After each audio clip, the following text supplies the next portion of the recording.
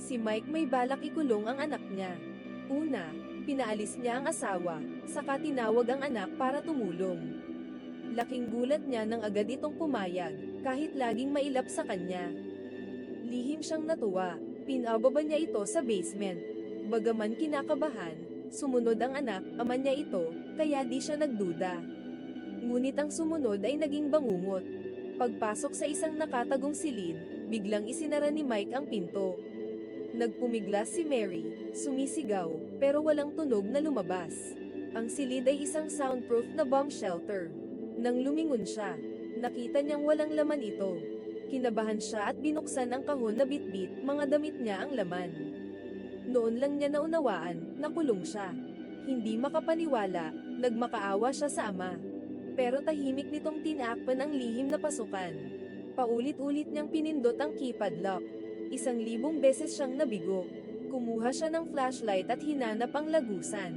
Sa sulok, may nakita siyang air vent. Tinawag niya ang ina. Narinig siya ni Mike, sinundan ang tunog, saka tinakpan ang lagusan. Tuluyan siyang naputol sa labas.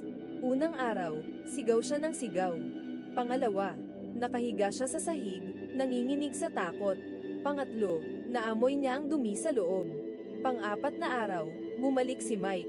Nagtago siya, pero may isa pang pinto na may password. Sinubukan niyang tumakas, pero nagalit si Mike at lalo siyang pinahirapan.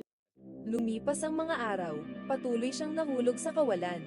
Umasa siyang hahanapin siya ng nobyo. Pero nang makasalubong ni Mike ito, malamig niyang sinabi, tumakas si Mary kasama ang ibang lalaki.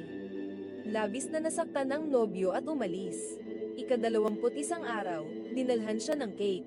Ika-38, habang kumakain ng KFC, nakakita siya ng matalim na takip. Ginawang kutsilyo. Nang pumasok si Mike, agad siyang sumugod. Ngunit mas malakas ito. Muling binugbog si Mary. Lumipas pa ang panahon. Unti-unti nang lumalaki ang kanyang tiyan. Malapit na siyang manganak.